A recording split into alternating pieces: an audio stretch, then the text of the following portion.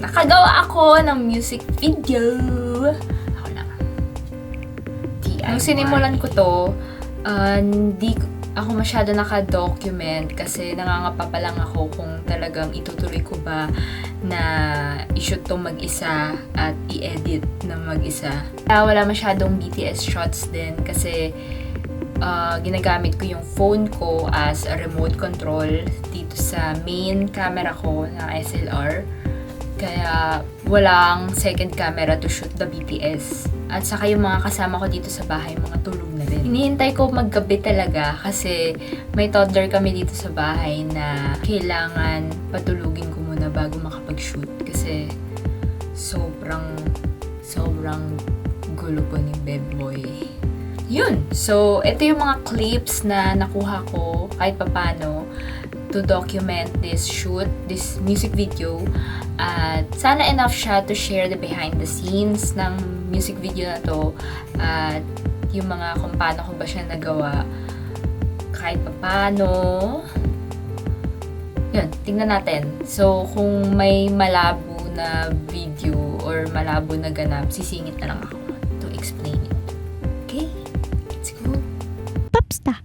Pangatlong layout ko na to. Hindi ako masyado nakapag-video kasi pinag-iisipan ko mabuti kung ano ba, itutuloy ko ba talaga to na mag-shoot mag-isa ulit at mag-edit. Mukha naman dito sa third layout, nakikinikinita ko na solved na rin pala yung mga nagawa ko, yung mga na-shoot ko. So, ito, mag-vlog na ako ngayon. Ito ang aking second look or first look.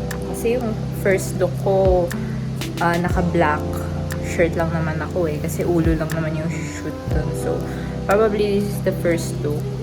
Tapos, papalitan ko na, nagpapahangin lang ako ngayon kasi sobrang init.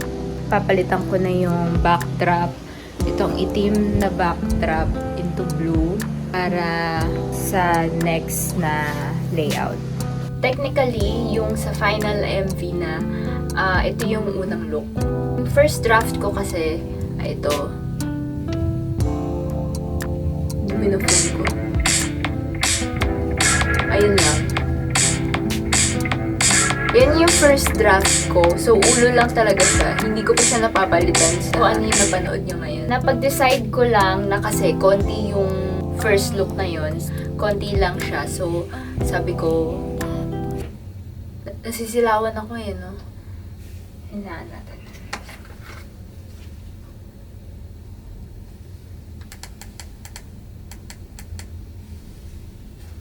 Yan. So, dinamihan ko na lang. Kinalitan ko na lang yung umpisa ng gano'n ng first look din. Tapos, medyo nag-spread ako ng konting scenes, clips sa ibang timestamp. So, una pa lang nakikita nyo na agad na may plastic na nakabalot sa akin na pakas ko. Ako ang ngayong regalo. Joke. Tapos, yan lang talaga yung naisip kong props for the music video. So, bumili ako ng kalaki-laki, pagkahaba-haba plastic cover. Kasi naisip ko maganda yung tama ng ilaw. Ayun, yun lang yung pinaka-effect na naisip ko for this music video. So, ito rin yung isa sa mga nakakapagod i-digress. Popsta! Kaliligo ko lang kasi tinitipid ko yung hair color ko. So, minsan lang ako maligo. Joke lang. Ay, hindi. Totoo. So, ngayon ay day 3 ng aking... day 2 pa lang. Day 2 ng aking shoot for my music video ng Bawat Hinga. Ang problema ko ay may ibang scenes na kailangan ko ulitin. So, baka yun lang ang... sa araw ngayon, yun lang yung gagawin ko. I-reshoot lahat ng mga kailangan i-reshoot. Tapos, isipan ko na yung second verse. Sa phone lang ako nag-vlog ngayon kasi baka maubos yung space ko sa SLR. So, sa phone na lang ako nag-record muna. At ng part na to, nagkamali ako kasi yung leeg ko nakikita. Okay naman siya tingnan, pero nangangati ako. Diba? Nakikita yung leeg. So, okay lang naman siya, kaso nangangati akong palitan dahil Gusto ko lang din makita kung walang leg. Alam nyo, iniisip ko pa lang kung ano yung gagawin ko ngayon. Napapagod na ako. Pero, ang advantage niya is kahit anong oras ko pwedeng gawin. Hindi rin eh. Kasi, naghihintay ako ng gabi para mag-shoot. So, para walang tao sa sala namin. Tsaka, maliit lang din yung sala namin for shoot. So, yun yung aking mga obstacles sa pag-shoot ng music video na to. So, iniisip ko palang lahat yan, napapagod na ako. Pero, unti-unti ma-perfect natin. Hindi naman sa ma-perfect, hanggang satisfied na ako. Ang mahirap lang doon, nahahabol ko yung tubo ng aking kilay. Baka pagkatapos ng music video, itim na yung kilay ko.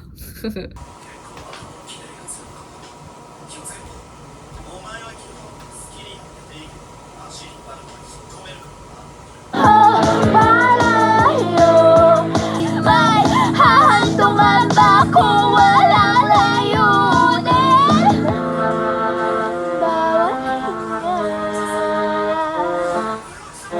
Bagsiksikan ng katawan na di ba hahantungan ba kung walang layunin?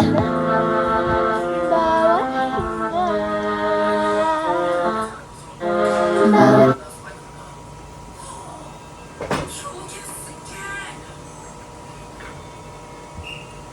Popsta. Natapos ko na. Currently, anong oras na? 12:36. Maaga-aga ako natapos ngayon kasi puro retakes lang naman ng headshots. Kaya, dagdag dun sa second verse. So, bukas talaga yung madugo.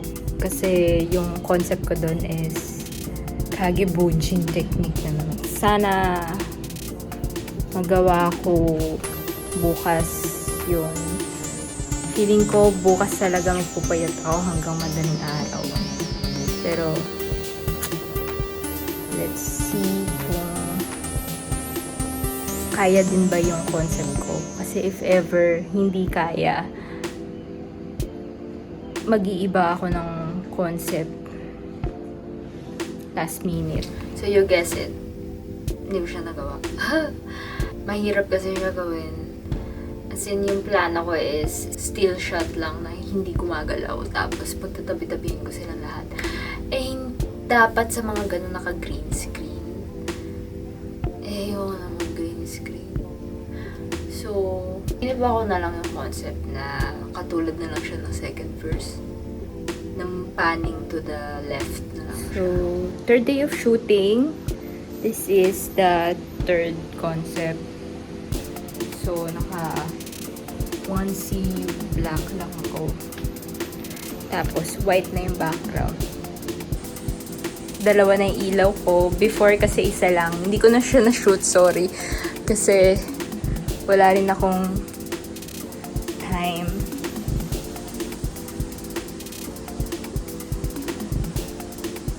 Electric pan muna ako dito kasi nakalugay na nga ako. Tapos, long sleeve pa ako.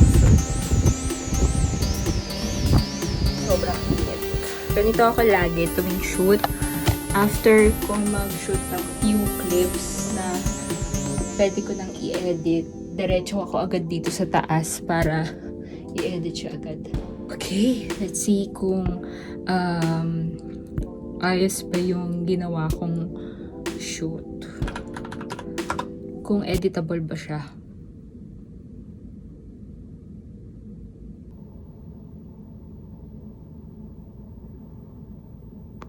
So, naghang ang aking computer. Restart ko na ba? So, dito talaga madugo talaga yung editing dito. Kasi kailangan ko tanggalin yung mga dumi-dumi dun sa white background ko.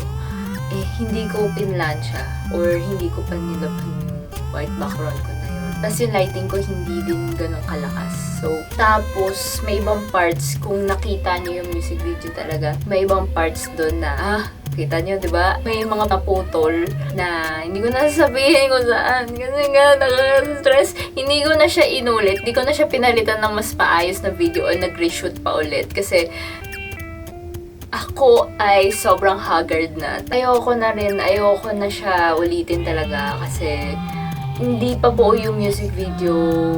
Kailangan ko muna siya mabuo. Tapos parang, ewan ko ba, hindi ko alam. Sobrang pagod na ako. Tapos parang, hindi talaga ni-reject ko na talaga mag-ulit ng scene na to. Kasi parang wala pa yung mga final scenes. Hindi ko pa nasushoot yung mga final scenes. So, hindi ko alam kung paano tatapusin yung MV na to. So, parang, ayun. Sabi ko, bahala na kung magka-energy kung ulitin. Pero, so far, okay naman pa siya. Hindi ko na siya in-effortan na i-reshoot ulit. So, ito na yung last scenes. At ginanahan na ako dito mag-video. Makeup lang naman. Ng makeup. Tapos, setup niya is sa lamesa kasi ulo lang naman yung i-shoot ko dito. Tapos, yun, malaking tulong sa akin talaga yung remote ko sa phone. Kaso, baka mag-invest na ako sa totoong remote. Parang ganito. Remote talaga sa SLR. Pero, if ever, kung ganahan ulit ako i-shoot ang sarili kong music video. So, after ko mabuo yung music video, at na-edit ko na siya, pati yung kulay, parang ready na talaga to release. Pinakita ko muna siya sa friends ko. Tapos, sabi ni Nick na lagyan ko daw ng animation pa yung ibang parts. So, ako parang naisip ko din naman siya, pero bakit hindi ko siya ginawa? So, na-realize ko na parang pagod pa rin pala ako. Tapos, ayoko din naman ma-burn out dahil dito. Kasi, every weekend ng May, ginagawa ko siya. So, parang gusto ko na matapos. Kasi tapos na yung May. Parang gusto ko within May ko lang siya matapos. Tapos, sabi ko, sige, baka magpahinga na lang muna ako. Maisip ko na ganahan ako na i-animate ko nga ang ibang parts. So, ayun, nakapagpahinga naman ako, pero ganun lang, kung ano lang yung nakita nyo sa music video, yun lang talaga yung pinakakaya ng effort ko na gawin. Ayoko naman mag-hire kasi nga wala nga akong budget for this music video. At ayoko naman maghanap ng ex-deal kasi parang nabuo ko na yung concept for this music video na sariling sikap nga. Working the hardest way possible. Like, kabaliktaran siya ng working smart. So, ganong konsepto na umiikot dito sa music video at saka kung ano yung kaya kong gawin out of that effort. Yun ang gusto kong ipakita. At sana yun yung lumabas na explain ng video na to, ng vlog na to. Kasi, actually, hindi ko ma-explain further yung music video concept talaga. Kasi, medyo gusto ko kayong maglaro kung ano yung naisip nyo. Pero, yun lang yung pinaka-base niya is like hard work versus working smart. So, baka sa ibang music video na lang talaga yung uso na editing na mixed media, mga ganun. So, sana okay pa rin ang resulta para sa inyo. Popsta. Sana napanood nyo na yung music video or kung hindi pa, panoorin nyo na ngayon para lait-laitin nyo. Okay lang naman kasi yun na eh. Yun na talaga eh. Iniisip ko din, nagre-reminisce ako na parang first time ko pala talaga nagawa to. Nagawa ko na before pero editing, pero yung shoot, nagpatulong ako sa iba. Pero ngayon talaga, as in talagang one-man team. Ewan ko kung may magagawa ba tong effort na to. Pero, ayun na nga. Sana panoorin nyo at ulit-ulitin nyo for views. Pero, ayun na nga. So, yun. Magkita na lang tayo sa social media. Magkita na lang tayo sa mga Instagram at saka Facebook. At Salamat sa panonood ng BTS vlog ng Bawat Hinga at see you ulit sa next vlog.